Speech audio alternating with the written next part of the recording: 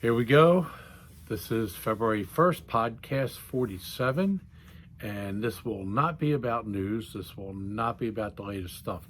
I'll save that for later. This is a discussion on recruiting the class of 22 and 21 and July, and I guess everything up till July. Right now, this is a video for a lot of parents, for a lot of the players, and for a lot of people to, even coaches, to be aware of, because this is what they're going to face. I don't have a specific time on this because there's a lot to uncover. I've talked about this in the past under various podcasts, but this one's going to be specifically so people can tune in to this one and get what they need. Remember, information is power. That's what all the Blue Star 30s are told. That's what everybody at Rising Blue Star is told. And this is why we provide you information. There are some people out there who don't want me to tell you what's going on. But we're going to tell you. And you take the information. But you also check it out. You resource it. You do everything you can. Because this is about just not about playing, but it's why we play, or why you play, or why parents commit, why parents commit their time and their resources and their financial support, why players dedicate all their time and passion to skill sets to a sport. And this is basically, even though it's girls basketball per se, this extends to the boys side too, because it's going to be a very COVID has affected many things. It's affected many people. And one of the intriguing things is that we are moving with a positive stance towards, basketball will be back in the summer. Well, as I mentioned before, last March, April, I was very positive. By the time I got to the end of April, you could only hope. And that's a whole other discussion because COVID took away a lot of basketball, took away a lot of opportunity, especially for the class of 21. Last summer, I was talking about trying to get out, and you have to play. Well, a lot of programs decided not to play until the last minute, and the last minute was August into September. What's going to be different this year? Even I cannot tell you. I can give you, well, this is A, this is B, this is C, but I can't tell you. Let's get back to the original intent of this, is to provide you with information. The class of 21, right now, because of everybody getting an extra year in college, meant that there's no openings in the class of 21 on anybody's team. If you're assigned or committed or verbal early, they will honor that. If you are a class of 21 and you didn't get an offer or ride, then you need to look at JUCO and you need to look at reclassing. And both of them are very difficult because even the JUCO is under fire now to foot finances, because the pyramid of going to colleges, you have to pay your tuition, you have to pay your room and board, and you have to have your expenses. Well, some schools, because they lost their enrollment, lower enrollment, people not going to school, going virtual, that cuts all the housing fees, that cuts all that. Well, guess what? That's how some schools made money. It was like, say it costs $5,000 for your room and board. Well, they're charging you 8 or 9 or 10. And that's how the schools made money. That's why all the big schools and all the big universities are trying to get people back on campus, unless you have a huge endowment like some of the Ivy League schools. They don't care. But then again, part of the Ivy experience is being in that, quote, that intellectual bubble, meeting people of like intellectual abilities, and having that grow up experience. Well, they can't, I mean, that's probably the biggest issue. A lot of schools aren't having that. So the class is 21. Basically, if you didn't get your ride, you're going to have to look elsewhere. That means this summer, some rosters could have class of 21s. Why? They could be reclassed too. In the past, in April, a lot of travel programs had specific teams with class of 21 unsigned seniors. Well, why unsigned seniors? Because they were unsigned, and they could actually be going to JUCO or I don't know, maybe not graduate high school and have to repeat or something to that effect. I know the NCAA in the past has had this situation where if you graduate, if you walk, you have to go to a JUCO. It doesn't matter. If you flunk a course, which is bizarre, they tell you, well, you can't come to college because you don't have the grades because you flunked, but you have to go back to summer school. But then again, if you repeat your senior year, they don't honor that, so you have to sit out. So that's why everybody tries to say, forget this, I'm going to JUCO or prep school to clean that up. But it still hurts your calendar with the NCAA, which is you get 4 years. Well, you get a medical fifth, but this year with the extra people have an extra year, that gives them a fifth. That's why an Olivia Miles, congrats, who just played the other day for Notre Dame, left Blair Academy. She finished for the Bells and went to Notre Dame and played her first game. This year is a free year. Sailor Poffenbarger left. AZ Fudd did not. Mari DeBerry did not go to UConn. My last podcast I mentioned, there's maybe a dozen players who've left high school because for some of them there's no season and they don't know, and they went to college. So the class of 21 just said, hey, we see the 20s getting out. We can't get out, but we're committed. So what do? You have choices. You have to really look hard, find a smaller school, not an ego choice, somebody that's got money, or be prepared to pay for a prep school or even a JUCO, because prep schools cost money, and a lot of them are also on that virtual hybrid, housing issue, and that's going to cost. Anybody going to JUCO, a lot of schools, because of lower enrollment, have lowered their scholarship opportunities, so that becomes an issue. So it's 21s are going to have a tough time. The class of 22 is very interesting. This is a tough one because everybody's coming back. Nobody knows what they're going to do with their 21s. And I've heard of some schools who had kids verbal for 21. The school called up and said, we're decommitting you. What does that mean? Well, we didn't sign you yet, so we can't honor the scholarship offer because we have other players coming back, and that's what's going on. Well, that's 50% true. The other 50% is, wait a minute, I'm going to take an unproven high school player when the girl I recruited the year before didn't come to me. She wants out of her scholarship, and now she's looking around. She's a transfer, immediate transfer, and gets an extra year.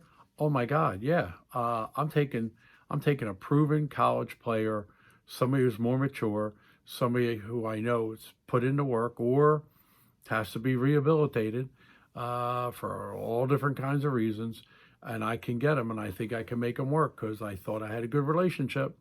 I'm taking that transfer. Well, back in the last year, I think somebody said there were over 700 players who were looking to transfer last summer. Well, if you think that's a lot, as I said in an earlier podcast, I think there's even going to be more this year. There could be easily 1,000 players looking to transfer. And the question is, everybody thinks they're better than what they are. Oh, well, I got $1. I'm just looking for 4 quarters. No. I got 10 dimes. Can I please have $1? No. If you're making a transaction, that will cost you. So people making an ego choice of saying, hey, this is what I want. It's going to be, this is what you can get. And the get for the class of 22, which are the juniors right now trying to play and who expect to have a summer, while the 21s, if you look ahead, they're having issues right now trying to figure out what they're doing. It's becoming quite a disturbing, situation. And I know I've had many calls about it. And I've told people, I said, you've got to be proactive. And, proactive for the class of 22 and even 23 has been write emails, send clips, etc. to schools.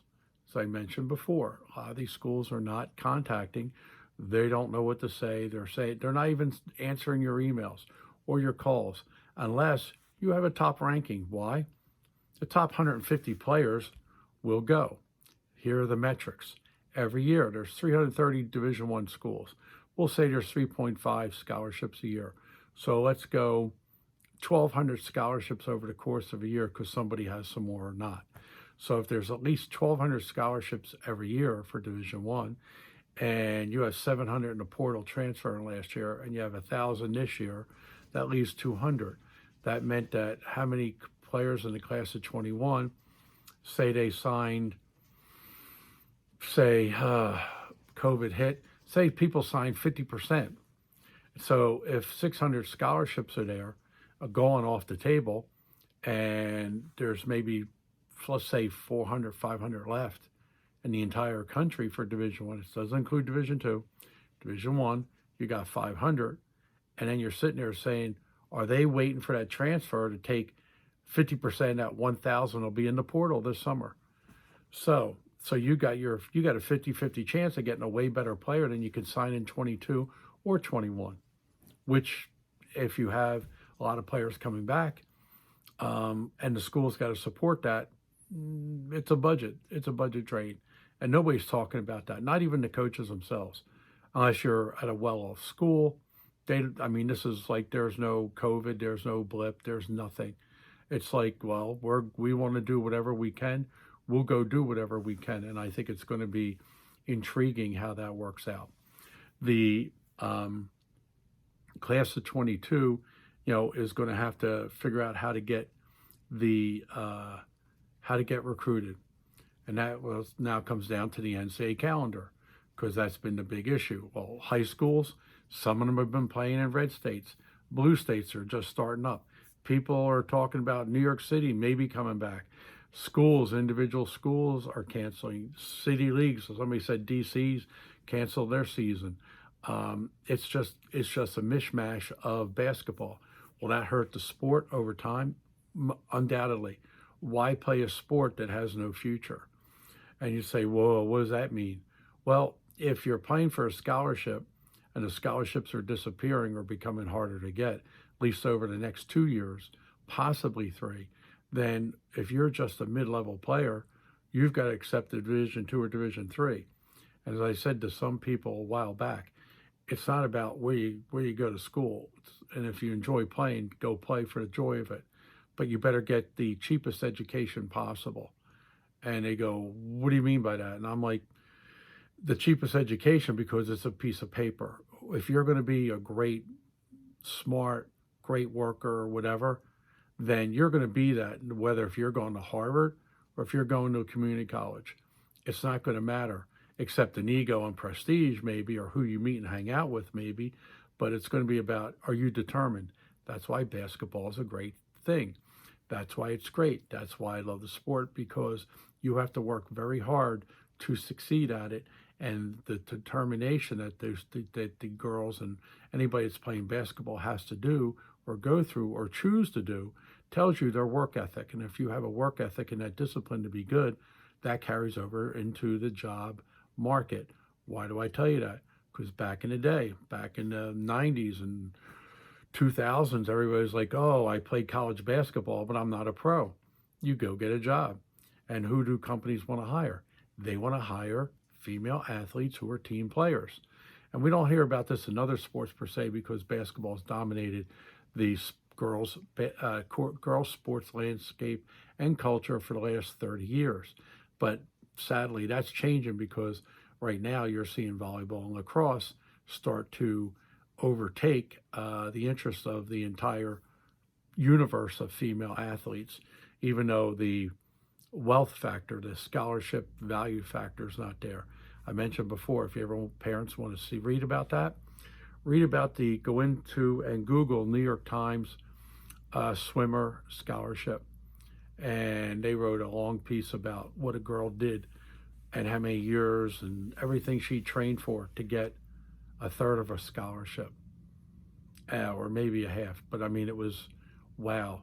Even basketball players don't put in that work, and it was the passion and effort for the value was not there. But this is not. We just don't play sports for scholarships, and unfortunately, if the big Power Five breaks away with football and basketball, because basketball's got to go with it, if they break away and form their own group, those scholarships are going to really change. And if that changes, it's going to change how things are, because there's a whole domino effect of issues that come after that. For the class of 22, when you're deciding this summer, like, hey, are we going to play because I didn't get a high school season? What's that matter? It matters a lot, because you have to have film. And so that means coming, I guess, end of March, most of the high school stuff should be over, except California, which is going to, I hear, go into June still. So that's going to mess up a lot of people and a lot of West Coast teams. But for everybody in the rest of the country, you're going to see a hodgepodge of events. The traditional events will come back online. They'll try to, and they're going to want to. USJ and I know will be doing a series of events all over. And what that means is people in April and May are going to have to get as many events done as possible that have good competition and a good video hookup series like a Baller TV. And why I'm telling you that is because you're going to need those video clips from those events where you're playing good competition to go show to the college coaches. And you're going to have to send that out, and you're going to have to get all that video done within a week, not a month, because you have to be prepared by mid-June for July. And so there'll be a lot of events out there. So the biggest video period for the class of 22 and 23, because they're in the same boat. The 24s are lucky because they're like, well, hopefully this will figure itself out by the time I get there. And that means the class of 22 and 23, between April, say 15, after the women's Final Four, and May 15, even June 15, will want to get as many events in that 2-month period as possible that have good competition, good quality, and get an opportunity. And I'll cover how people from the college side view and how they go about recruiting. And if somebody could say, well, when I discuss that, I'll tell you how I think the colleges are going about their recruiting. But right now, the classes need to get that video ready, and you need to make sure you're making calls. And you can't call every week because they'll get tired, they'll get bored. They do see video, they do see emails, and they're going to try to figure out, and they'll make calls. Why? Because once April comes around, they're going to be viewing again like they did last summer. And that means it's going to be April, May, and June. So then everybody's going to be like, oh, well, why should I bother? Coaches are coming out in July. Not necessarily under the viewpoint of everybody out there. I have a viewpoint that I think July, if we don't know until probably mid-March what the look of COVID is going to be in terms of the new strains and the effectiveness and the rollout of the vaccine. That means, are we at 65 to 70% come beginning of July? Is that going to be adequate enough for the universities to say, yeah, you can go out? But here's the other thing. Once the NCAA commits to that, they are now a lure for people to go out and do more stuff and go play. Well, maybe I didn't want to go out and play as much, or wear a mask, not wear a mask. Is that going to affect my play? Did I get enough games in to be as good as my name used to be or will be, or did I work harder? So the discussion right now is July going to be an open month from July 1 to July 30? Oh, well, we're going to come back to that one. So then we're going to have a modified calendar. July what to July what? Then what made you pick dates? How can you pick dates? when you didn't pick dates before for non-video, so you could watch it on video, but you couldn't go out. Now there's some other technical, legal, and all that other mumbo jumbo stuff out there about risk and et cetera with, shoe circuits, attached shoe circuits, pseudo circuits, et cetera. They're all under that belief that coaches will come out. Who knows? Some people's budgets, and I still hear it, some people's budgets will prohibit them from going to everything. If every event operator and every travel team and every mom and pop wants to run an event and saying, I got video and you got to pay $1,000 to watch this, how many events can a school watch? Even the best schools can only watch so much, and they're going to invest in only so many events. Well, that's issue number one that has been brought up before, and there needs to be some solutions done for that. That's number one. Number two is, what makes an event an event? Can't be the NCAA. I mean, they're going to say, we're coming back with certification and all this. Well, they're taking a lot of risk, and they're also taking a lot of oversight, in my opinion, that they shouldn't have, because you didn't have any oversight and everybody played last year. So you only have oversight when coaches go out. So that connects a value, because the word on the street is the NCAA is now going to charge event operators, which is going to get passed to you, the player and the parent. It's also going to get passed to the coaches. Do you really think if somebody charges you to put $1 for your loaf of bread and you're selling it for 99 cents, your bread's your bread is going to be 95 cents or $1.05? Oh no, it's going to be $1.99 at the minimum, because there's going to be paperwork and people and all this other stuff that wasn't there last year that nobody had to deal with. The event still ran, coaches still watched. We didn't deal with all that, quote, oversight. Well, the NCAA, who makes $11 billion off their TV contracts, man, they didn't get it last year. But then they forgot to pay the insurance. So they got some of it, but they didn't get all of it. So now they're going to charge high school, non-scholastic, non-collegiate sports arena to pay for their jobs and to pay for oversight. Well, that's a big discussion. And the question then becomes, how do you get a sense of organization, not regulation, organization, and valued product? Like, I'm a college coach. I want to watch something either in person or on video. I want to know if the data is correct. I want to know if the times are correct and it's run right. Unfortunately, so I'd say probably 50% of the events out there are poorly run and not run like that. I mean, some of these travel coaches, you ask for the roster and they refuse to give it to you because that enables them to act like, the coach has to call me. I'm a gatekeeper because it's about me being a big person. Really? It's about getting you a scholarship. If you're not getting that done, or they're not helping you do that, a lot of travel directors will tell you, get out of there, leave, because they're not taking care of your business, which is to help you get a scholarship. Nobody's playing this for wins and losses, because at the end, nobody cares. And that's a hard thing to digest. It always is. Every year, it's a hard thing to digest.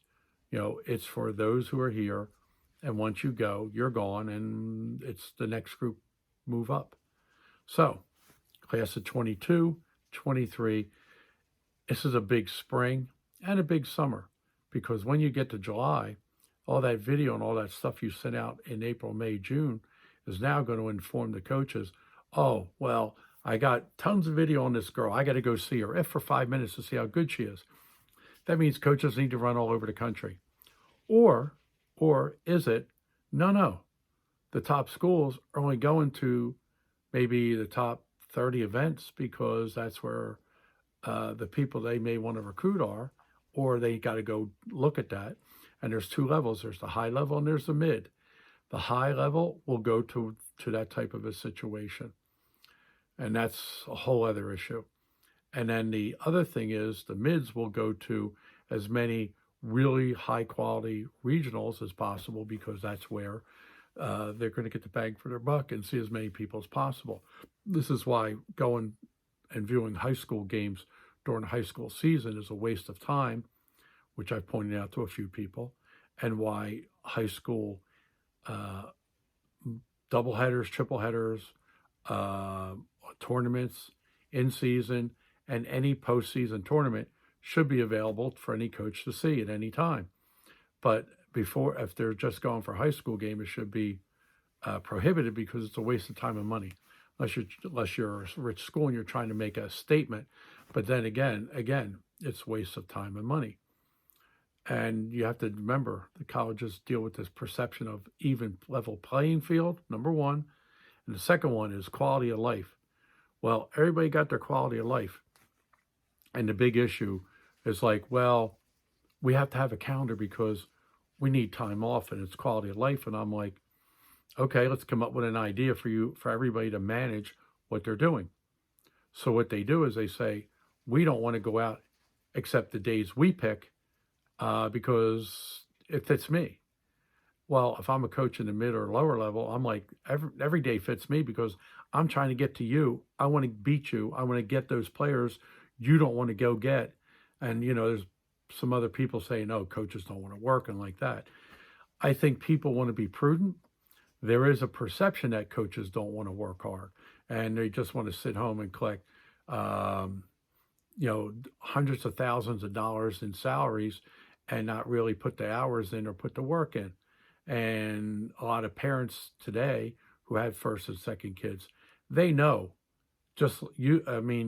everybody in America wants a college job because look at the hours you put in. I mean, you can either put in 16-hour, 18-hour days, or you can put in 6-hour days. You show up at 11, you're out by 5.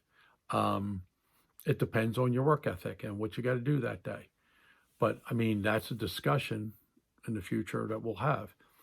But that work ethic and that desire to get out, everybody's been cramped up for years. So they're like, I got to see something. So everybody wants to get out in July. That's the discussion right now. What is July going to look like? And don't think that people are not pushing going into like the beginning of August now because, a lot of the shoe circuits want to move into later in the month. So they pick up the phone or write and say, hey, you're one of our schools. Tell your ADs, et cetera, we want an extended calendar because it benefits us and it benefits you. That's a whole other discussion. If you don't believe me, ask your travel coaches. But all of a sudden, the calendar got extended for that. There's a whole other, that just, the boys were very draconian when they tried to put in a calendar 2 to 3 years ago. And last year, or 2 years ago, the calendar got diced and sliced for specific reasons and people that everybody in sport knows why. So then now you come back and it's like, wow, are we going to get this again? And then wait a minute, what happened to quality of life if you're doing that, et cetera? So the issue comes down to, could basketball drag into August like it did in 2020? Yes. Are we looking at where coaches are out? I don't know. Possibly. Everybody's talking the last weekend in July. And I'm like, really? That was usually, a nothing weekend. Now it's turned out to be a big weekend? Well, I don't know. Because usually the coaches are saying we need to be on campus because our players are coming on campus in July and we need to be there to work them out. Or is it my quality of life? Or is it I'm only recruiting 2 or 3 kids anyway, so I don't care about going out. I just want to go to 2 or 3 events. So this mishmash is what a lot of the coaches are upset about, because some of them are like, I don't have the budget, but I want to go out, and it's going to take my own personal money to do it. Some will, some won't. The people at the top could care zero about the middles and the lower levels of Division I, let alone Division II. Division II, that's going to be interesting, how much time they're going to get out, or are they going to try to keep them under wraps for financial reasons, which would be valid, or they're going to say, you want to go out, you spend your money. You got X amount of budget, figure it out, which is the reason why Division I should be like that. Oh, well, where are you going? Well, you've got, come up with a figure, say you've got 90 days. Use them as you want. Don't tell us there's a calendar, or you got 120 days. Oh no, you got 90 from you got 90 from April to the middle of August. You got 90 days. Use them. And it's not people days, it's 90 days being out. So think about that one. That's another issue. Well, what if you're out at a tournament? Is it one person day count if it's one person leaves one day and leaves the next? Those are all the issues that still have to be decided. Maybe I'll come up with some solutions for that. I know I have to put together some thinking, talking points, etc., because eventually the event operators also have to talk to the coaches about what's going on, because there has to be some sort of sanity and unity. The I guess if you're looking at like what's the best way for parents to proceed, you have to figure out, are you playing? A lot of teams have 10 players. You can't have situations where, oh, I got to win, otherwise I lose my affiliation, my deal, my reputation, my whatever. And the coach is there saying, hey, yeah, I got 10 players, but I could care less. I got to win the game.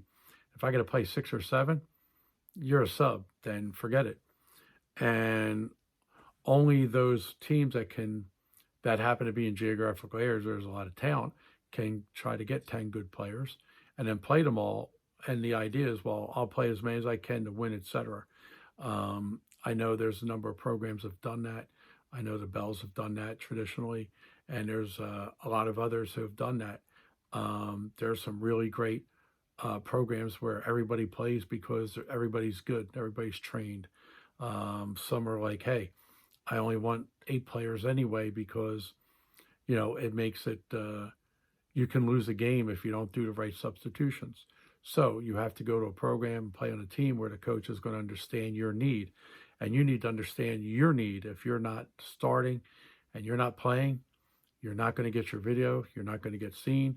And just remember this, when a coach shows up at an event, if you're not starting, somebody's made a determination. If you can't start for them, why can you start for me? Unless you're a player who the coach has said, oh, well, I'm taking care of my buddy here. You can wait, and you're stuck because you want to be on the team. But where do you go unless you have to create your own team? And then you're like stuck. Well, then the coach who was recruiting you thought you were going to start. They're seeing you subbing and saying, oh, good. Now I can get you because maybe a bigger school won't think you're that good because you didn't start. Maybe I'll be able to sweep you up. That's how that works. I'll go into that in the next one. Basically, this is a good video for people to watch 2-3 times just to understand the nuances of what I'm saying. Because if I was talking to a parent or talking to a travel coach or talking to a college coach, each one of these talking points would be nuanced towards them as to how they're viewing their situation. This is to give you an idea of you really have to plan this out. And lastly, reclassification. You have to contact your state now. You cannot wait till June. You cannot wait till May. You have to find out about, number one, can you come back to high school and still play because of COVID? And you're going to have to find that out. And normally, they'll tell you no because they just want to move you out. It's a conveyor belt. We don't care. Move. Keep going. That's why people are talking prep schools.